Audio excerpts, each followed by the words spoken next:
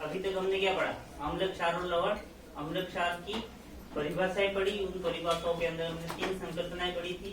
First था RNA संकल्पना, जो क्या कहता है, जो H+ आयन देंगे वो क्या कहलाएंगे?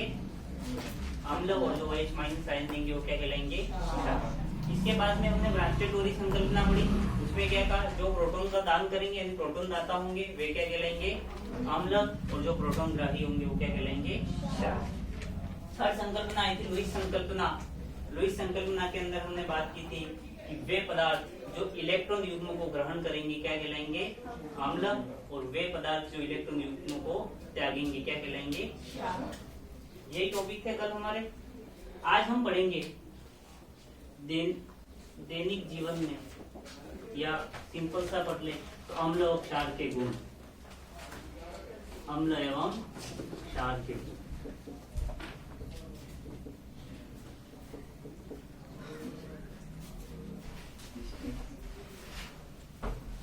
अम्ल और क्षार के अगर गुणों की बात करें तो सबसे फर्स्ट गुण हमने देखा था लिटमस परीक्षण। कौन सा है? लिटमस परीक्षण। लिटमस परीक्षण में हमने क्या देखा था कि अम्ल जो होते हैं वो नीले लिटमस पत्र को कैसा कर देंगे, और क्षार जो होते हैं वो कौन सा कैसा कर देते हैं? लाल लिटमस पत्र को। तो लिटमस परीक्षण इन अम्ल और क्षार का जो होता है सबसे मुख्य गुण होता है। इसके आधार पर हम अम्ल और क्षार के अंदर विभेद करते हैं। तो फर्स्ट गुण क्या हो गया? लिटमस परीक्षण, यानी कि अम्ल जो होते हैं वो नीले लिटमस पत्र को क्या कर देंगे? लाल कर देंगे, और क्षार जो होते हैं वो क्या कर देते हैं? लाल लिटमस पत्र को नीला कर देते हैं। फर्स्ट गुण हो गया। साथ साथ लिखते हैं। अगर सेकंड गुण की बात करें तो वो होता है धातु के साथ अभिक्रिया।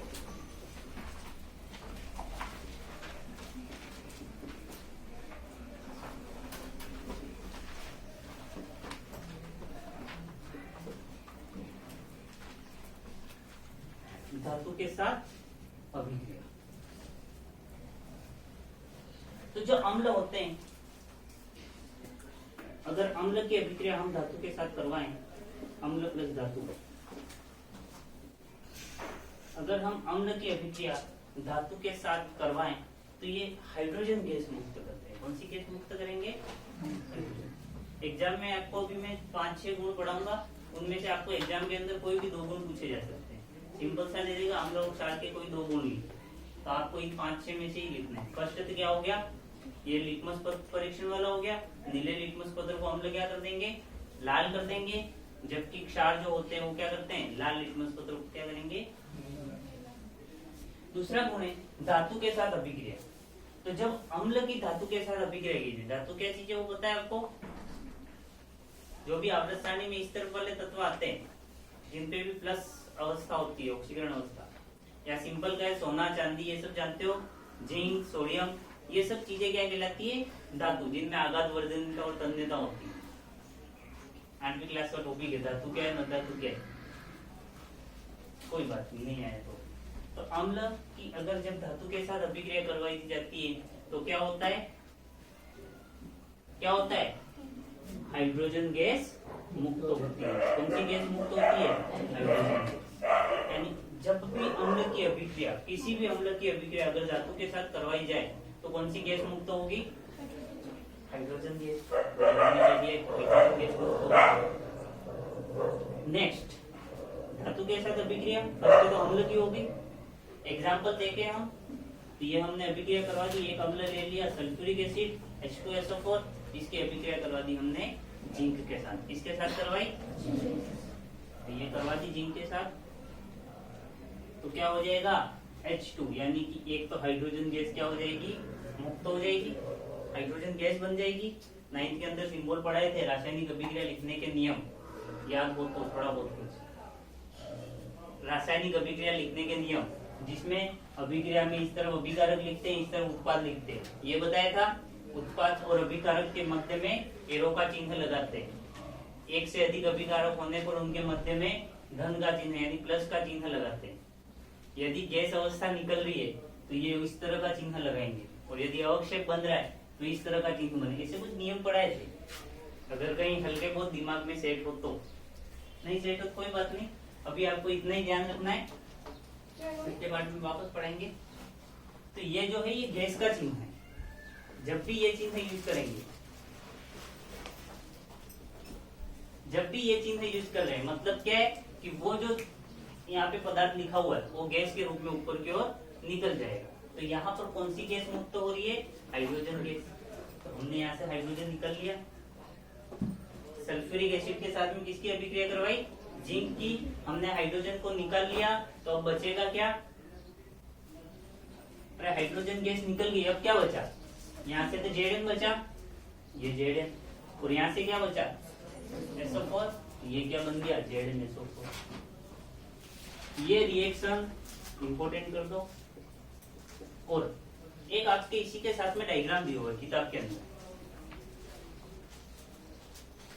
दिया हुआ है, अरे दिया हुआ है, उसके अंदर यही प्रयोग किया गया है कि जिंक धातु लिए, उस धातु के अंदर इन्होंने सल्फ्यूरिक एसिड मिला दिया है, तो फिर वहां से गैस निकले, उस गैस को इन्होंने पानी के अंदर प्रवाहित किया, और जैसे ही गैस ऊपर की ओर निकल रही, ये जलती हुई तिल्ली लेके गए, तो वहां पर वो फटफट की ध्वनि के साथ में जल रही है। और फटफट की ध्वनि के साथ में हमेशा कौन सी गैस जलती है?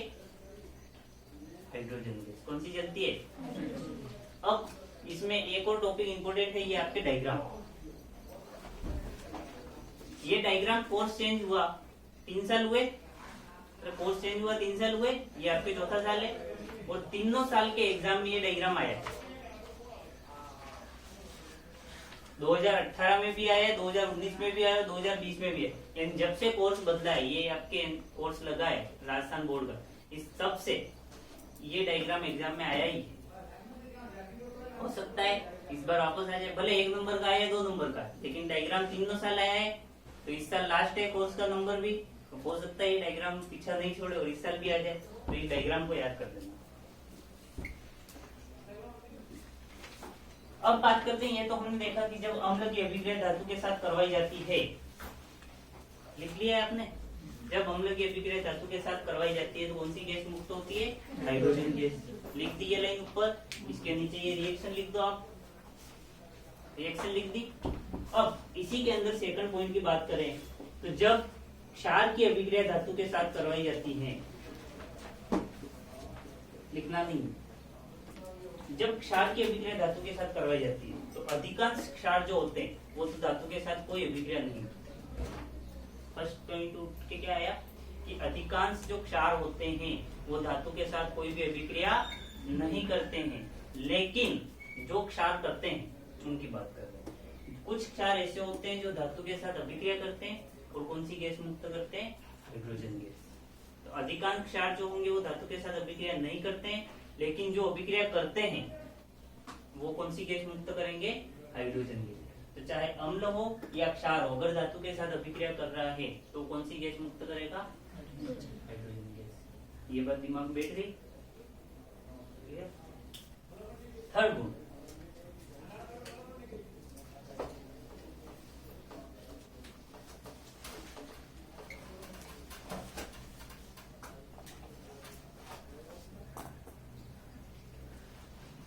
थर्ड गुण के अंदर आपके आ रहा है अम्ल प्लस धातु ऑक्साइड। यानी जब अम्ल और धातु ऑक्साइड की अभिक्रिया करवाई होती है, वहां पर हम धातु की बात कर रहे थे, यहाँ पर किसकी बात कर रहे हैं? धातु ऑक्साइड। यानी धातु जो है उसकी ऑक्सीजन के साथ अभिक्रिया हो गई, ऑक्सीजन उसके साथ जुड़ा हुआ है, उसकी बात कर रहे हैं। जब अम्ल की अभिक्रिया धातु के साथ में करवाई, धातु ऑक्साइड के साथ में करवाई जाती है, तो किसका निर्माण होता है? लवण प्लस जल का, इसका निर्माण होता है। और यही अभिक्रिया हमने कब देखी थी? जब हमने अम्ल की रिएक्शन किसके साथ करवाई थी? बेस के साथ में, यानी क्षार के साथ में करवाई थी। तो भी क्या हुआ था? अम्ल प्लस क्षार क्या बना था? लवण और जल का निर्माण हुआ था, उदासीनीकरण अभिक्रिया। तो ठीक ऐसी अभिक्रिया यहाँ पर भी हो रही है। जब हम अम्ल की अभिक्रिया किसके साथ करवा रहे हैं? धातु ऑक्साइड के साथ में, तो किसका निर्माण हो रहा है? लवण और जल का निर्माण हो रहा है। ये बात क्या साबित करती है? ये जो धातु ऑक्साइड होते हैं वो किसकी तरह व्यवहार करते हैं? क्षार की तरह। क्योंकि अम्ल की अभिक्रिया क्षार के साथ में करवाई जाएगी तो ही जिसका निर्माण होता है लवण और जल का। तो इसीलिए जब अम्ल की अभिक्रिया धातु ऑक्साइड के साथ करवाई जा रही है तो भी सेम चीज बन रही है। तो धातु ऑक्साइड जो होते हैं वो किसकी तरह व्यवहार करते हैं? तो लिखना चाहो तो आप लिख सकते हो। जब अम्ल की अभिक्रिया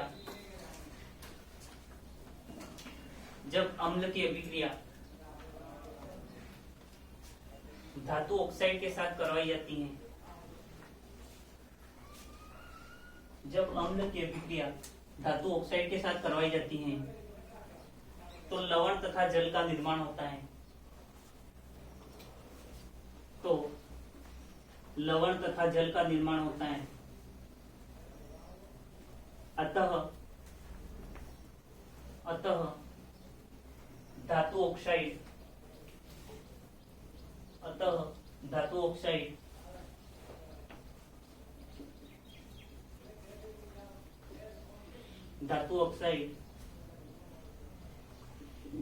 क्षारीय प्रकृति के होते हैं। धातु ऑक्साइड क्षारीय प्रकृति के होते हैं।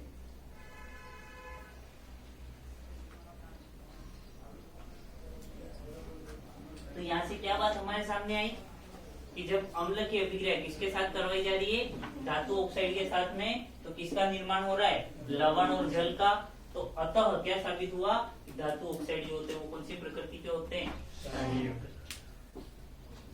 दूसरी चीज, जब हम अम्ल की अभिक्रिया धातु ऑक्साइड के साथ में करवा रहे हैं तो हमें जो लवण प्राप्त होगा वो क्षारीय लवण प्राप्त होगा। कैसा लवण प्राप्त होगा? क्षारीय। हमने 3 प्रकार के लवण पढ़े थे, कौन कौन से थे?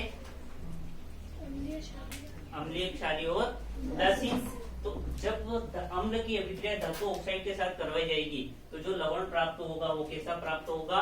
क्षारीय। यानी ये रिएक्शन हमने HCl लिया, HCl यानी अम्ल, उसकी अभिक्रिया हमने किसके साथ करवाई?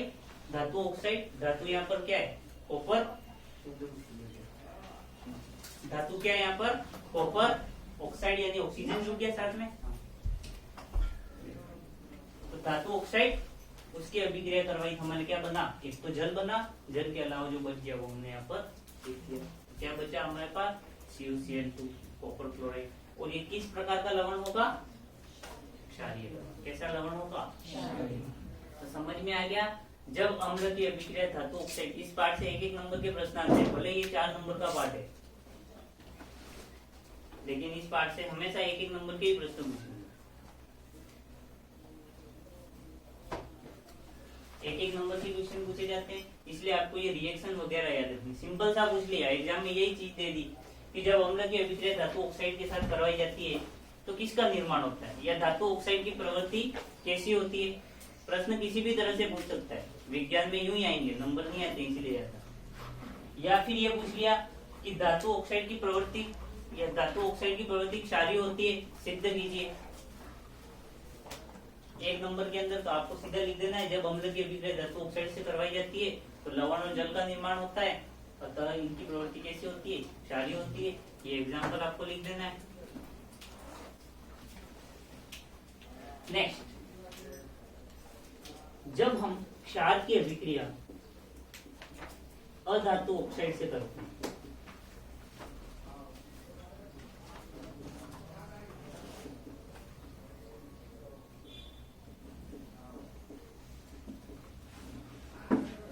क्षार की अभिक्रिया हम किससे कर रहे हैं? अधातु ऑक्साइड से करते हैं, तो भी किसका निर्माण होगा? किसका निर्माण होगा? लवण और जल। यहाँ पर हमने अम्ल के साथ में क्या लिया था? अरे अम्ल के साथ में क्या लिया था? अम्ल के साथ में धातु ऑक्साइड। यहाँ पे क्षार के साथ में हमने क्या लिया? अधातु ऑक्साइड। तो किसका निर्माण होगा?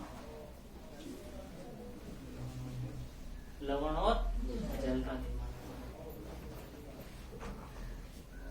जैसे फॉरेन एग्जांपल हम ले ले, क्षार तो ले लिया हमने, NaOH, इसकी अभिक्रिया अधातु कार्बन को ही ले लेते, CO2 के साथ करवा दी। एक तो आपके निकल गया H2O,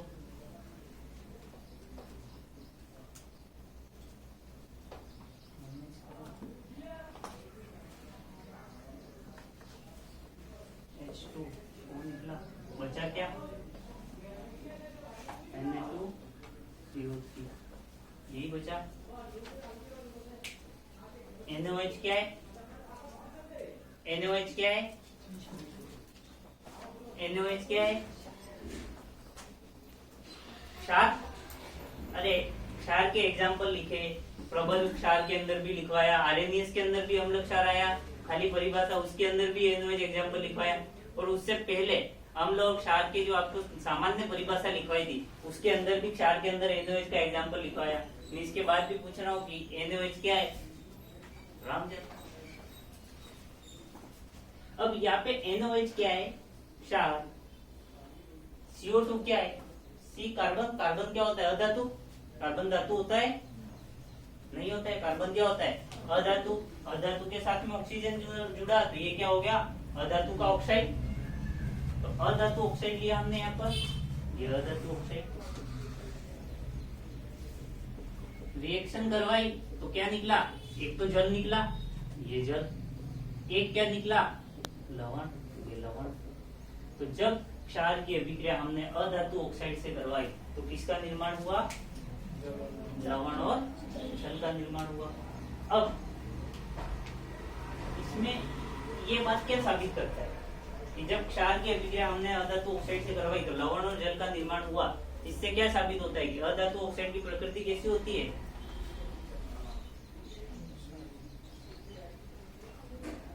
अधातु ऑक्साइड की प्रकृति कैसी होगी।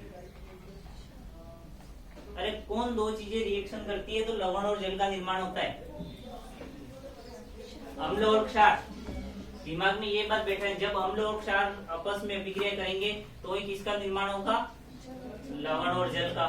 अब यहाँ पर अम्ल लिया तो और धातु ऑक्साइड लिया, लवण और जल का निर्माण हुआ। धातु ऑक्साइड की प्रकृति कैसी हो गई, क्षारीय। तो यहाँ पर हमने क्षार लिया है और अधातु ऑक्साइड लिया और निर्माण किसका हुआ है, लवण और जल का। तो अधातु ऑक्साइड की प्रकृति कैसी होगी, अम्लीय। कैसी होगी, तो इससे क्या साबित हुआ कि अधातु ऑक्साइड की प्रकृति कैसी होती है, अम्लीय। दिमाग में बैठ गई बात। अब यहाँ पर जो धातु ऑक्साइड की प्रवृत्ति क्षारीय थी तो हमें लवण कैसा प्राप्त हो रहा था, क्षारीय हो रहा था। तो जब अधातु ऑक्साइड की प्रकृति अम्लीय तो हमें लवण कैसा प्राप्त होगा, अम्लीय। कैसा प्राप्त होगा, अम्लीय। तो इस अभिक्रिया द्वारा जो प्राप्त लवण होते हैं वो कैसे प्राप्त होंगे हमें,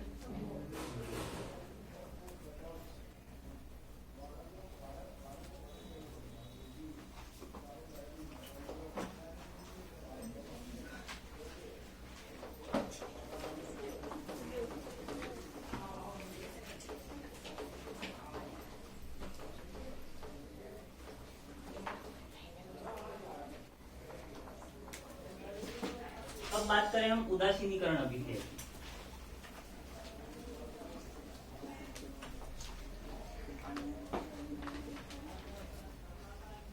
उदासीनीकरण अभिक्रिया पहले पढ़ चुके हैं, वही चीज हम वापस पढ़ रहे हैं अभी, क्योंकि ये अम्ल और क्षार का एक गुण आता है।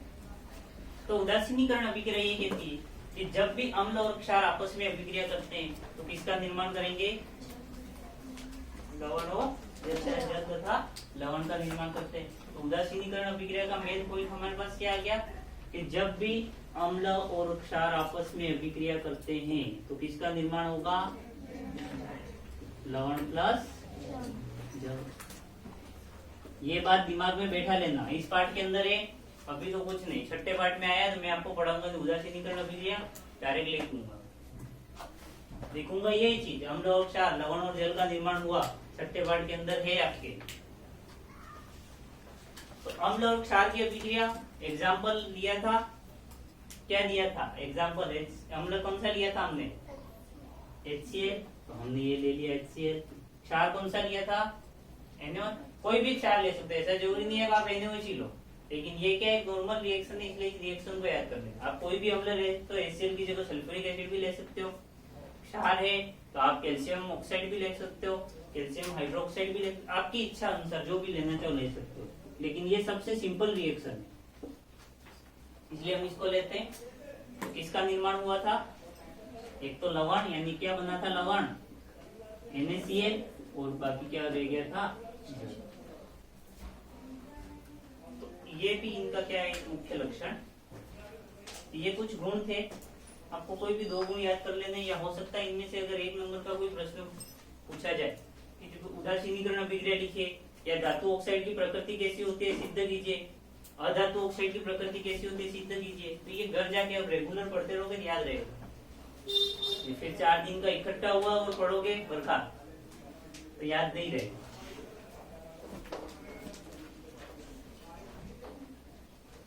अब अगर हम बात करें तो ये जो अम्ल होते हैं इनके कुछ उपयोग, अम्ल उपचार के कुछ उपयोग या दैनिक जीवन में उपयोग, या दैनिक जीवन में उपयोगी कुछ अम्ल एवं क्षार। तो अम्ल क्षार के अगर उपयोग की बात करें तो क्या क्या उपयोग होते हैं अम्ल क्षार में, उनमें से हम कुछ नाम एक बार बता देता हूं मैं आपको, ये याद करना। एक तो H2SO4, जिसे हम सल्फ्यूरिक अम्ल,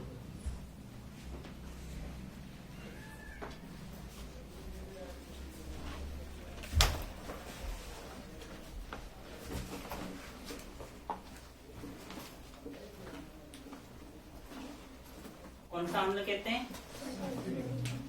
H2SO4, जिसे हम सल्फ्यूरिक अम्ल कहते हैं, इसे अम्लों का राजा भी कहा जाता है। क्या कहा जाता है,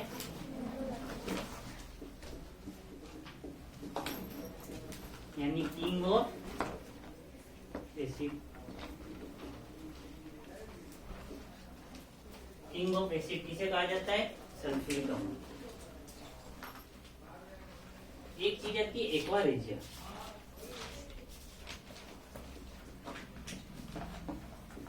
एक्वा रेजिया अंग्रेजी नाम है, हिंदी नाम होता है अम्लराज।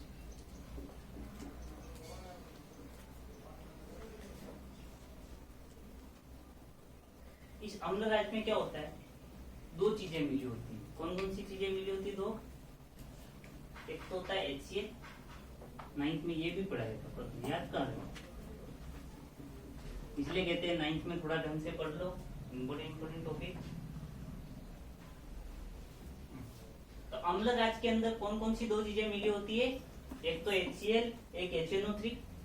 HCl जो होता है वो 75% होता है, और HNO3 जो होता है वो 25% होता है। 3:1 के अनुपात में इनको मिलाया, 3:1 के अनुपात में इनको मिलाया जाता है। तो किसका निर्माण होता है, किसका निर्माण होता है, अम्लराज का या एक्वा रेजिया का। एक्वा रेजिया नाम याद रख लेना, हिंदी नाम आया नहीं है जरूरी नहीं, पर अंग्रेजी नाम तो आता ही है।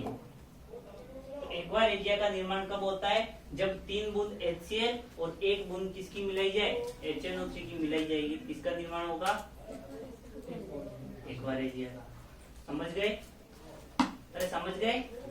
अब ये एक्वा रेजिया का उपयोग क्या है, एक्वा रेजिया का उपयोग क्या है, तो इसमें धातुओं को गलाने की क्षमता पाई जाती है। किसको गलाने की, धातुओं को, चाहे सोना हो चांदी हो कोई भी धातु हो, उनको गलाने की क्षमता किसमें पाई जाती है, एक्वा रेजिया में। तो जो सुनार वगैरह उपयोग में लेते हैं धातुओं को गलाने के लिए, यानी सोना चांदी इनको गलाने के लिए, वो किस का उपयोग करते हैं, अम्लराज। ये इतना खतरनाक होता है, हाथ पे गिरेगा हाथ को भी गला देगा। तो उसी प्रकार अम्लराज क्या है, HCl की 3 बूंदे और 1 बूंद HNO3 की मिलकर के क्या बनाते हैं, अम्लराज। अम्लराज का उपयोग क्या है, तो यह धातुओं को गलाने की क्षमता। इसके अलावा किसी भी देश की औद्योगिक प्रगति जो होती है उसका मापन होता है सल्फ्यूरिक एसिड द्वारा। किसके द्वारा होता है, सल्फ्यूरिक एसिड होता है, होता है। कैसे होता है, इसका कारण ये है कि जो भी आपके बैटरी वगैरह होती है, चाहे कार की बैटरी वगैरह हो, सेल वगैरह हो, इसके अलावा और भी कोई ये इन्वर्टर की बैटरी वगैरह हो, इन सब के ऊपर या औद्योगिक इकाइयां जो चल रही है सब में उपयोग में जो आता है वो कौन सा आता है, सल्फ्यूरिक एसिड। कौन सा एसिड उपयोग में आता है, सल्फ्यूरिक। औद्योगिक इकाई में, सेल में, बैटरियों में आदि हर जगह जो होता है वो सल्फ्यूरिक एसिड उपयोग में लाया जाता है, यानी कोई भी देश कितनी मात्रा में सल्फ्यूरिक एसिड की खपत कर रहा है, कितनी मात्रा में सल्फ्यूरिक एसिड को यूज कर रहा है, वो इसकी क्या हो जाएगी, प्रगति। तो एग्जाम में ये प्रश्न भी पूछा जाता है कि सल्फ्यूरिक एसिड किसी देश की औद्योगिक प्रगति का मापक होता है, सिद्ध कीजिए या बताइए। तो आपको वो बताना है क्यों होता है, क्योंकि इनका उपयोग सेल, बैटरी वगैरह, जो भी आपके कार की बैटरी, इन्वर्टर की बैटरी वगैरह है, और औद्योगिक इकाइयों में किया जाता है। अतः जिस देश में सल्फ्यूरिक एसिड की खपत ज्यादा होगी वो देश क्या होगा, विकसित होगा। जहाँ पर कम होगी वहाँ पे क्या होगा, कम विकसित होगा। इसके अलावा कुछ आपके बेसिक है, टाइल्स वगैरह धोने के लिए भी किसका उपयोग किया जाता है, एसिड का होता है उपयोग, एसिड का। ये सब इनके नॉर्मल उपयोग है, वो एक बार आप पढ़ लेना, किताब के अंदर आपके हल्का सा टॉपिक दिया हुआ है। लेकिन मेन चीजें यहाँ से उत्तर की 3 आती थी, 3 मैंने बता दी। इसके बाद में आपके संगमरमर वगैरह है, उनके निर्माण में होता है। आप जो कलर का काम करते हो, रंगाई पुताई का, उसके अंदर भी इसी का उपयोग होता है। तो ये सब इनके उपयोग है, समझ गए।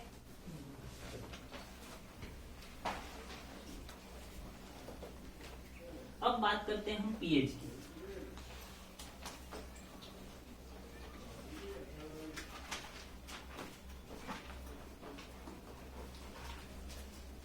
पीएच स्केल,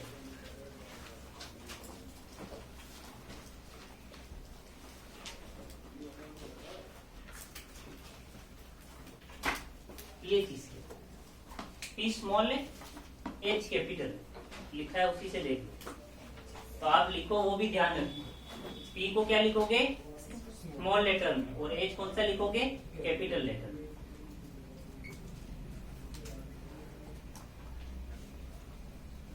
अर्थ क्या होता है, फर्स्ट वो समझ लेते हैं।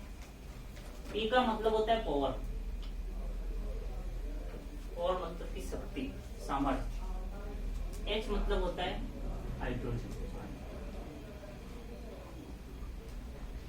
या हाइड्रोजन,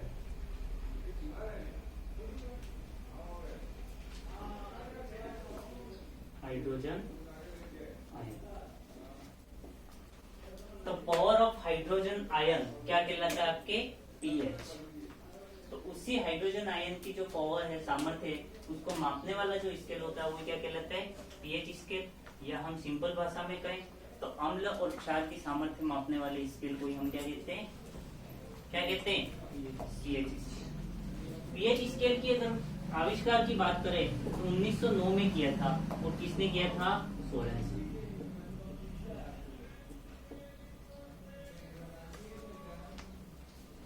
पी का मतलब पावर भी होता है, कहीं कहीं पी का मतलब पोटेंस लिखा हुआ भी आता है। पोटेंस मतलब भी विभव होता है, सामर्थ्य होता है। तो लैटिन भाषा का शब्द है, कंफ्यूज नहीं होना है कि पावर और पोटेंस दोनों एक ही चीज है। तो जितना चाहो बोले आप लिख सकते हो, पावर और पोटेंस, चाहे पावर लिखा है या पोटेंस लिखा हुआ है। पोटेंस मतलब विभव। तो हाइड्रोजन आयन की सांद्रता की जो सामर्थ्य होगी वही क्या कहलाएगा, पीएच स्केल। पीएच स्केल की खोज नहीं, आविष्कार किसके द्वारा किया गया था, सोरेनसन के द्वारा। कब किया गया था, 1909। पीएच स्केल किसे कहते हैं, परिभाषित कीजिए। तो वह स्केल या वह पैमाना,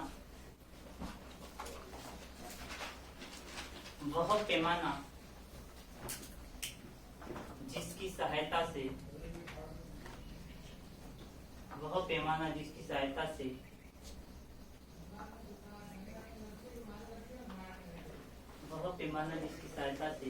अम्ल तथा क्षार की सामर्थ्य मापी जाती है। सामर्थ्य मापी जाती है, उसे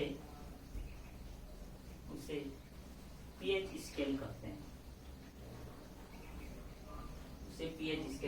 फिर कह रहा हूँ, पी स्मॉल है, एच कैपिटल है, वही लिखना, वही सही है।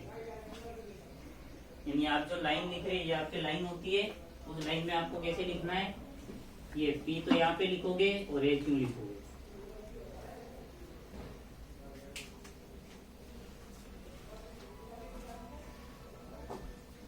लिख लिया। अब रियल में ये तो पीएच स्केल हो गया कि वह स्केल या वह पैमाना जिसकी सहायता से हम अम्ल और क्षार की सामर्थ्य मापते हैं, क्या कहलाएगा? PH scale. जैसे हम टेप होता है, मेजर टेप की सहायता से क्या मापते हैं? लंबाई मापते हैं, दूरी मापने का काम करते हैं। ठीक इसी प्रकार जिसमें अम्ल और क्षार कितना ज्यादा अम्लीय है या कितना ज्यादा क्षारीय है या उदासीन है, उसको मापने वाले पैमाने को हम क्या कहेंगे? पीएच। अब बात करते हैं कि पीएच क्या होता है। अभी तक हमने बात किसकी की है? पीएच स्केल की। अब हम बात किसकी करेंगे? पीएच। तो हाइड्रोजन आयन की सांद्रता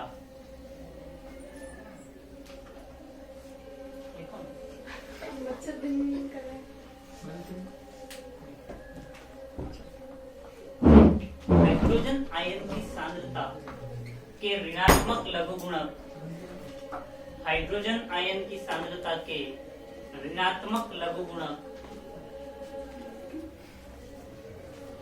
हाइड्रोजन आयन की सांद्रता के ऋणात्मक लघुगुणक क्या आगे? हाइड्रोजन आयन की सांद्रता के ऋणात्मक लघुगुणक, हाइड्रोजन आयन की सांद्रता के ऋणात्मक लघुगुणक, ऋणात्मक लघुगुणक को पीएच कहते हैं। यानी पीएच इज इक्वल टू क्या हो गया? Minus log of concentration of hydrogen ion. यहाँ पर ये जो आपके सिंबल बनाया गया है, साइड में लिख देना, ये किसको दर्शा रहा है? हाइड्रोजन आयन की सांद्रता।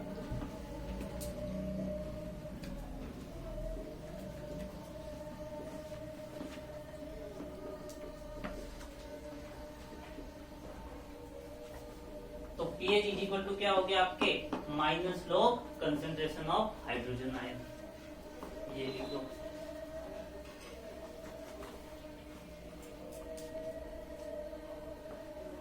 हाइड्रोजन आयन की सांद्रता, ये हाइड्रोजन आयन की सांद्रता के ऋणात्मक यानी माइनस, ऋणात्मक लघुगुणक यानी माइनस log, उसी को हम क्या कहते हैं? pH। तो हाइड्रोजन आयन की सांद्रता के ऋणात्मक लघुगुणक को हम क्या कहते हैं?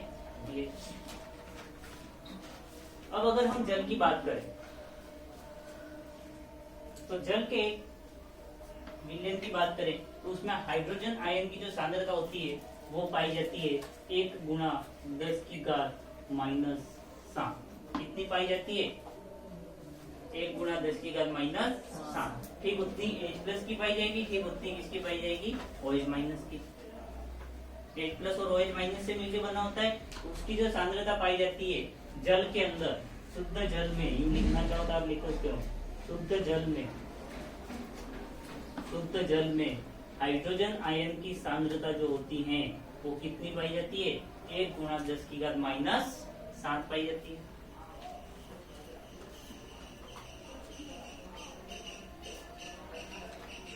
अब मान रखें यहाँ पर हम, हमारे पास किसका मान आ गया? हाइड्रोजन आयन की सांद्रता का H+ का मान आ गया, H+ का मान आ गया। रखते हैं कितना आया? 1 गुणा 10 की घात -7। तो सोल्व कैसे करना है वो बता रहा हूँ एक एग्जाम्पल के तौर पे। अगर आपको एग्जाम में ऐसा कोई सवाल आ जाता है तो किस तरह से सोल्व करना है, तो आपको ये पीएच वाला फॉर्मूला याद होना चाहिए। पीएच इज इक्वल टू क्या होता है? Minus log concentration of H+ ion, यही होता है। तो मान रखो, तो पीएच बराबर क्या हो गया? माइनस log, जल के लिए निकालते, ठीक है। H+ आयन की सांद्रता कितनी आई हमारे पास? 1 गुणा 10 की घात -7। यानी 1 गुणा है तो कुछ 1 का तो कोई मतलब है ही नहीं, उसके साथ गुणा कर दिया, ओवरऑल हमारे पास आई क्या? 10 की घात -7, यही आई। तो हमने यहाँ पर क्या लिख दिया? 10 की घात -7। इसको अगर हम सोल्व करेंगे तो क्या हो जाएगा? pH इज इक्वल टू हो जाएगा माइनस कोष्टक -7।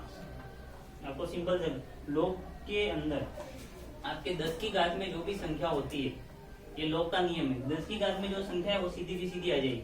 जैसे अगर यहाँ पर मैंने 10 की घात -4 लिखा होता तो यहाँ पर क्या आ जाता? -4। -5 लिखा होता तो क्या आ जाता? -5। इस टाइप से जो भी संख्या आपको यहाँ पे दी है वो इनका आ जाएगी कोष्टक के अंदर। तो माइनस माइनस क्या हो गया? प्लस। तो तो पीएच बराबर कितना आ गया 7। तो हाइड्रोजन आयन की सांद्रता कितनी आ गई, जल के लिए पीएच का मान कितना आ गया, ये उत्तर। तो एग्जाम में आपके जो सवाल आएगा उसमें आपको दिया हुआ होगा, शायद आपकी किताब में विषय भी लिखा हुआ होगा एक सवाल, तो कि उस सवाल के अंदर आपको दिया कि किसी विलयन में उपस्थित पदार्थ में हाइड्रोजन आयन की सांद्रता जो है, या किसी विलयन के हाइड्रोजन आयन की सांद्रता 10⁻⁴ है। 60 की जगह क्या करती है 10⁻⁴ है, तो उसका पीएच ज्ञात करो। तो आप सिंपल सा ये मत लिख देना 4 होता है, हाँ पता है 4 होता है, लेकिन उसको आप इस तरह से सोल्व करके फिर लिखोगे। तो जो भी संख्या है कंफ्यूजन दूर करने के लिए आपको जो भी संख्या दी हुई 1 × 10⁻⁴, तो आप उसकी पीएच क्या लिख दोगे 4। 1 × 10⁻⁷, तो आप क्या लिख दोगे 7। 8 आया तो 8, 14 से ज्यादा नहीं आएगा, 1 से कम नहीं आएगा, इस बात को ध्यान रखना। सिंपल, अगर एग्जाम में पूछ लिया जाए लिख लो, सोल्व कर लोगे सवाल, कुछ करना ही नहीं है। 6ठी 7वीं वालों को समझे तो भी कर लेगा वो, 5वीं वाला भी कर लेगा। तो पीएच स्केल समझ में आ गया। अब ये जो पीएच पैमाना होता है वो क्या क्या दर्शाता है वो, तो पीएच स्केल जो होता है वो चलता है 1 से लगा करके 7, 1 से लगा करके 14, कहाँ तक चलता है पीएच पैमाना, कहाँ तक चलता है 1 से लगा करके 14 तक। 1 से कम भी नहीं मिलेगा, 0.5 0.6 कुछ भी नहीं, और 14 से अधिक नहीं मिलेगा।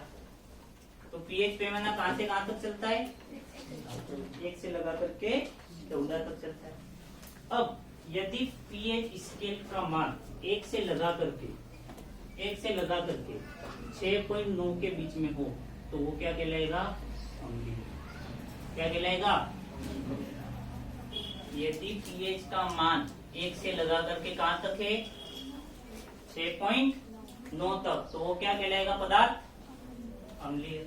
अगर 7 आ जाता है तो क्या कहलाएगा उदासीन। क्या कहलाएगा, और यदि 7.1 से लगा करके 14 तक है तो उसको हम क्या कहेंगे क्षारीय।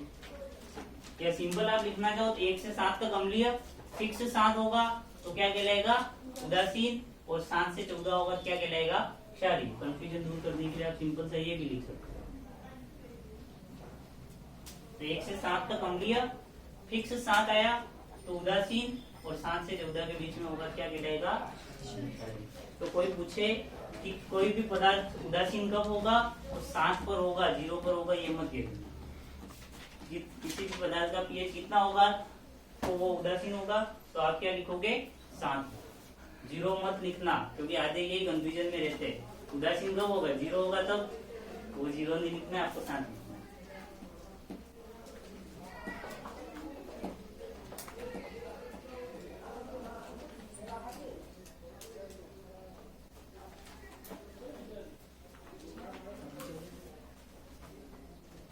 अब आगे हम पढ़ें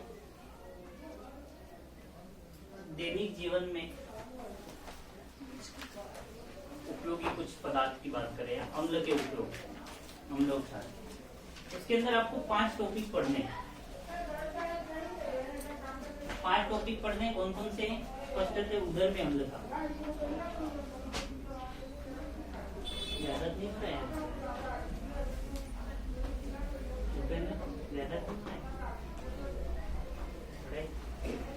उधर में अम्ल था। अरे जो पढ़ा है वो समझ में आया अभी तक? अरे अभी तक जो पढ़ा है वो समझ में आया? क्या क्या पढ़ा है अभी तक?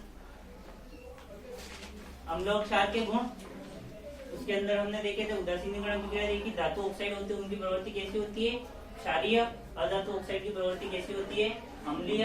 अम्ल जब धातु के साथ अभिक्रिया करता है तो हाइड्रोजन गैस का निर्माण करता है, क्षार भी हाइड्रोजन गैस का ही निर्माण करेगा। एक डायग्राम जो है आपके उसको याद करना था। और दूसरा हमने जो पहले पढ़ चुके वही पढ़ा कि अम्ल जो होता है वो नीले लिटमस पत्र को लाल कर देता है और लाल लिटमस पत्र को नीला कर देता है। यही पढ़ा अम्ल के गुणों के अंदर। इसके बाद में हमने कुछ उपयोगी उपयोग पढ़े उनके, उसके अंदर हमने क्या देखा था, एक तो एक्वारेजिया, इसके बाद अम्लों का राजा किसे कहते हैं सल्फ्यूरिक एसिड को। और किसी भी देश की जो औद्योगिक प्रगति होती है उसका मापन कौन करता है, किसी भी देश की औद्योगिक प्रवृत्ति किस बात पर निर्भर करती है सल्फ्यूरिक एसिड की खपत पर, यानी कोई देश कितना सल्फ्यूरिक अम्ल का उपयोग कर रहा है वो इसकी क्या होगी, प्रगतिशीलता या विकसितता को दर्शाएगा। कौन? सल्फ्यूरिक एसिड की खपत। क्यों क्यों दर्शाएगा? क्योंकि सल्फ्यूरिक एसिड का उपयोग कहाँ कहाँ होता है, बैटरी वगैरह में, सेल वगैरह जो होते हैं, और औद्योगिक इकाइयों में वगैरह किसका उपयोग होता है, सल्फ्यूरिक एसिड का। इसीलिए वो क्या किसको दर्शाएगा, किसी भी देश की औद्योगिक प्रगति को दर्शाएगा। इसके बाद अम्ल राज जो होता है, एक्वारेजिया जो होता है, कि कौन कौन से पदार्थों से मिलकर बना होता है, HCl और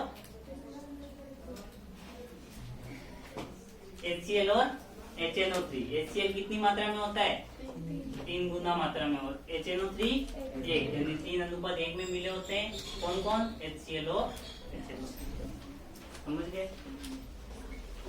इसके बाद हमने पढ़ा था पीएच के बारे में। तो पीएच स्केल जो है उसका कार्य क्या होता है, उपयोग क्या है, अम्ल और क्षार की सामर्थ्य मापने के अंदर। पीएच क्या होता है, minus log of hydrogen ion, यानी हाइड्रोजन आयन की सांद्रता का ऋणात्मक पीएच। 7 महीने हो गए पढ़ाई छूटे हुए, बिल्कुल ऐसे व्यवहार कर रहे हो कि 4वीं-5वीं में पढ़ रहे हो। अब दैनिक जीवन में उपयोग कुछ पढ़ रहे हो, उसके अंदर हमको फर्स्ट क्या पढ़ना है, उदर में अम्लता। लिखना नहीं है। सेकंड हम पढ़ेंगे दंत क्षय।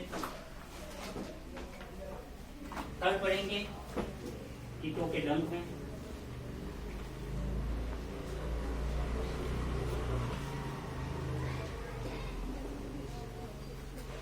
फोर्थ हम पढ़ेंगे अम्लीय वर्षा।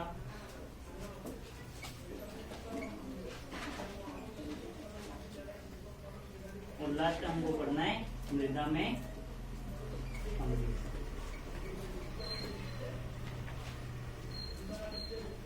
ज्यादा तो नहीं हो रहा है, अरे ज्यादा तो नहीं हो रहा है, बराबर है, हो रहा है तो बोल दो। उधर उधर का मतलब क्या होता है, उधर मतलब क्या होता है, पेट। पेट होता है, पेट जिसमें आपका भोजन जाता है। स्टमक, अगर हम साइंस की लैंग्वेज में बात करें, आमाशय। आमाशय होता है, स्टमक होता है। आमाशय कोई, अगर आपने 6ठी 7वीं में और 9वीं में 2-3 बार पढ़ लिया है, तो एक जे आकार की संरचना पाई जाती है जिसके अंदर भोजन 3 से 4 घंटे रहता है। फिर आमाशय के अंदर आपको क्या बताया था कि HCl का स्त्रावण होता है। कौन से पदार्थ का स्त्रावण होता है, कौन करता है स्त्रावित, राम जाने। 9वीं में इतना अच्छे से पाचन तंत्र पढ़ाया, 2 दिन तक सिर्फ पाचन तंत्र ही पढ़ाया, इसके अलावा और कुछ नहीं पढ़ाया। और अब पूछ रहा हूँ कि आमाशय होता है, उधर क्या होता है वो नहीं पता है, छोटी क्लास वालों को ही पता है, तो भी कोई बात नहीं। आमाशय होता है वो मैंने बता दिया, जे आकार का होता है वो बता दिया, HCl का स्त्रावण होता है वो भी बता दिया। अब HCl का स्त्रावण करता कौन है, तो आमाशय के अंदर 2 कोशिका होती है, एक होती है ऑक्जेंटिक कोशिका, दूसरी होती है श्लेष्माग्रीवा कोशिका। तो ऑक्जेंटिक कोशिका जो होती है वो HCl का स्त्रावण पूरा 9th में पढ़ा है। 10th में फिर वही रामायण आएगी वापस, फिर भूल जाओ। तो कुल मिला के कोई भी करता है, लेकिन आमाशय के अंदर किसका निर्माण कर रहा है, स्त्रावण कर रहा है, HCl का। और HCl क्या होता है, अम्ल होता है, क्षार होता है, अम्ल होता है। तो बस उसी की वजह से क्या होता है कि जब भी HCl का स्त्रावण हमारे आमाशय के अंदर या उदर के अंदर, सिंपल कहें तो पेट के अंदर जब भी HCl का स्त्रावण ज्यादा हो जाता है तो क्या होता है, एसिडिटी। क्या हो जाती है, एसिडिटी। उसी को हम अम्लता, शुद्ध हिंदी वर्ड है अम्लता, अंग्रेजी वर्ड एसिडिटी। और सामान्य शब्दों में भी गए एसिडिटी। एसिडिटी सबको समझ में आ गई, पेट में दर्द हो। नॉर्मली कारण यही होता है पेट में दर्द होने का, ये एसिडिटी हो गई। फिर एसिडिटी की टेबलेट वगैरह खाते हैं। तो उसका कारण क्या है, जब भी उदर में अम्लता हो जाती है तब भी अम्ल और क्षार का उपयोग किया जाता है। तो कैसे किया जाता है, तो जब भी HCl की मात्रा, हम कोई ऐसा भोजन खा लेते हैं जिससे हमारे शरीर में HCl की मात्रा है, आमाशय में HCl की मात्रा का स्त्रावण ज्यादा हो जाता है, जिससे उदर की जो पीएच होता है वो कैसा हो जाता है, अम्लीय हो जाता है। कैसा हो जाएगा? अभी तक खाली इतना ही बोल रहा हूँ कि पेट में HCl ज्यादा स्त्रावित हो गया, अम्ल ज्यादा स्त्रावित हो गया, HCl को भी गोली में अम्ल ज्यादा स्त्रावित हो गया, यानी पेट में क्या हो गई, एसिडिटी। तो जब भी पेट में एसिडिटी होती है तो हम दुर्बल क्षार का उपयोग करके और उस एसिडिटी को कम करते हैं। क्या करते हैं? अम्ल ज्यादा हो गया तो हम क्या खाएंगे, क्षार खाएंगे, जिससे अम्ल क्या हो जाएगा, अम्ल का प्रभाव कम हो जाएगा। और वो जो दुर्बल क्षार होते हैं, आजकल तो टेबलेट मिल जाती है, उसके अंदर भी कुछ मात्रा में तो रहती ही ये चीज। उसके अंदर सबसे ज्यादा जो पहले उपयोग में लिया जाता था वो था MgOH वोल्टाइज। और MgOH वोल्टाइज का नाम क्या है? Milk of magnesia. तो जो मिल्क ऑफ मैग्नीशिया होता है या क्षार होता है, उसका उपयोग जो होता है वो उदर में अम्लता के उपचार के अंदर किया जाता है। ये प्रश्न पूछा जाता है, इस साल पूछा था, लास्ट ईयर पूछा था। तो इसमें हमने क्या पढ़ा कि जब भी पेट के अंदर अम्लीयता हो जाती है, एसिडिटी हो जाती है, तो दुर्बल क्षार जैसे मिल्क ऑफ मैग्नीशिया का उपयोग अम्लता के उपचार में किया जाता है। सिर्फ आपको इतना ही याद रखना है। तो इस टॉपिक से क्या याद रखोगे आप? मिल्क ऑफ मैग्नीशिया इसमें है, तो एसिडिटी के उपचार। तो उधर में अम्लता, कोष्टक में आप लिखना चाहो तो एसिडिटी लिख सकते हो।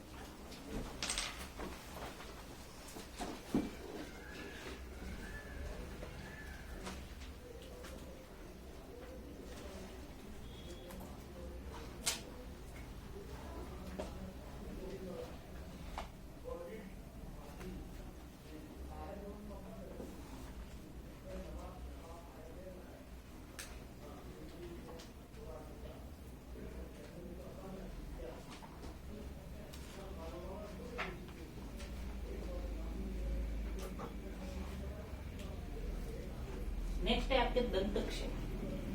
दंत मतलब क्या होता है? दंत मतलब दांत, क्षय मतलब की, क्षय मतलब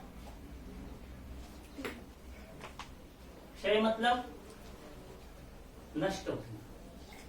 तो दांतों का नष्ट होना या दांतों का गिरना। अब इसके क्या कारण होते हैं? या दांतों का खराब होना भी इसी के अंदर आ जाएगा। तो जब भी हम भोजन वगैरह करते हैं तो कुछ मात्रा में भोजन क्या होता है, दांतों के अंदर फंसा रह जाता है। तो जब भी हम रात्रि को भोजन करके सोए, दिन की बात नहीं, दिन में तो हम कुछ ना कुछ खाना पीना चालू ही रखते हैं। रात्रि की बात करें तो रात्रि में हम जैसे ही भोजन करके सोने पर क्या होता है, कुछ मात्रा में दांतों के अंदर फंसा हुआ रह जाएगा भोजन। तो भोजन फंसे रहने से क्या उत्पन्न हो जाएंगे?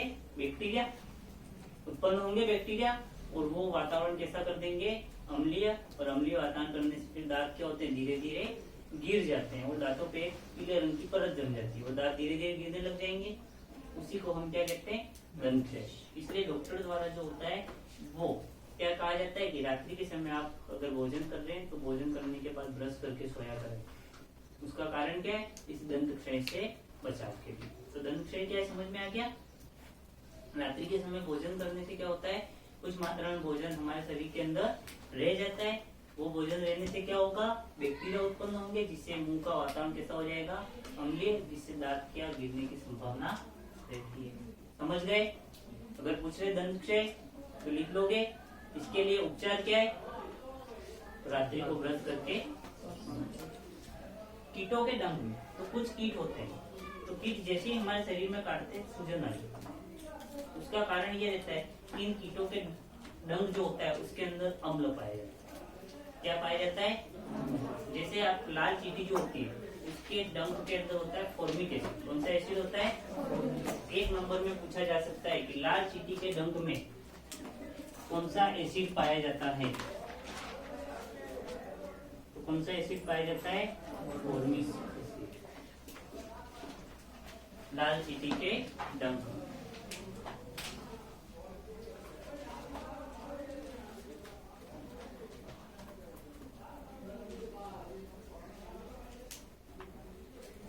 अम्लीय वर्षा। अम्लीय वर्षा में क्या होता है? हमने देखा कि औद्योगिक प्रगति का जो मापन होता है वो कौन सा होता है? सल्फ्यूरिक अम्ल। अरे सल्फ्यूरिक अम्ल होता है। सल्फ्यूरिक अम्ल जो होता है वो किसी भी देश की औद्योगिक प्रगति का मापन होता है। क्यों होता है? क्योंकि औद्योगिक इकाइयों में वो उपयोग में ज्यादा लिया जा रहा है। तो अम्लीय वर्षा के अंदर क्या होगा कि जैसे ही सल्फ्यूरिक अम्ल या अन्य किसी भी अम्ल वगैरह का उपयोग किया, कार्बन डाइऑक्साइड की मात्रा ज्यादा हो रही है, आप खुद जान लो, SO2 की मात्रा ज्यादा हो रही है, तो ये जो गैसें होती है वो वातावरण में घुल जाती है। यही होता है, वातावरण में घुल जाएगी। वातावरण में घुलने के पश्चात क्या होगा कि जब भी बारिश होगी, बारिश का पानी गिरेगा, ये पानी के साथ में क्या होती है? घुल जाती है। और वर्षा का जल जो होता है वो किस प्रकार का हो जाता है? अम्लीय। जबकि नॉर्मली जल कैसा होता है? नॉर्मली जल कैसा होता है? उदासीन। लेकिन क्या होता है कि जब भी वर्षा के जल के अंदर SO2, CO2 आदि गैसें मिल जाती है, NO2 है, तो ये गैसें मिलकर के वर्षा के जल को क्या कर देते हैं? अम्लीय कर देते हैं। जिससे कौन सी वर्षा होती है? अम्लीय वर्षा होती है। अब आपने एक उदाहरण पढ़ा होगा कि ताजमहल में जो संगमरमर वो धीरे धीरे पीला पड़ रहा है। सुना? उसका कारण भी क्या है? ये तो ये जो भी इमारतें वगैरह होती है उनकी आयु को कम कर देती है और उनकी जो चमक होती है उनको खो देती है, चमक को फीका कर देती है। कौन? अम्लीय वर्षा का कारण क्या है? वातावरण में घुलित CO2, SO2, NO2 इत्यादि गैसें, जो हानिकारक गैसें होती है वो वातावरण को क्या कर देगी? अम्लीय कर देगी। अब CO2 अम्लीय होता है, वो हमने पहले ही पढ़ लिया। कब पढ़ा था? जब हमने क्षार की अभिक्रिया किसके साथ करवाई थी? अधातु ऑक्साइड। ये सब अधातु ऑक्साइड के अंदर आते हैं। CO2, SO2, NO2 ये सब जो भी है अधातु ऑक्साइड के अंदर आते हैं। इसलिए ये कैसे होते हैं? अम्लीय होते हैं और पूरे वर्षा जल को क्या कर देंगे? अम्लीय कर देंगे, जिससे प्रकृति को नुकसान पहुंचेगा। और जो भी इमारतें वगैरह उनकी आयु को क्या कर देंगे? मृदा में अम्लीयता या मृदा में क्षारीयता। तो मृदा का जो pH होता है, तो आपने देखा होगा आजकल कृषि विज्ञान के अंदर जगह जगह पे होगा। हर 4-5 गांव के बीच में एक तो है, दोड़ा में भी है।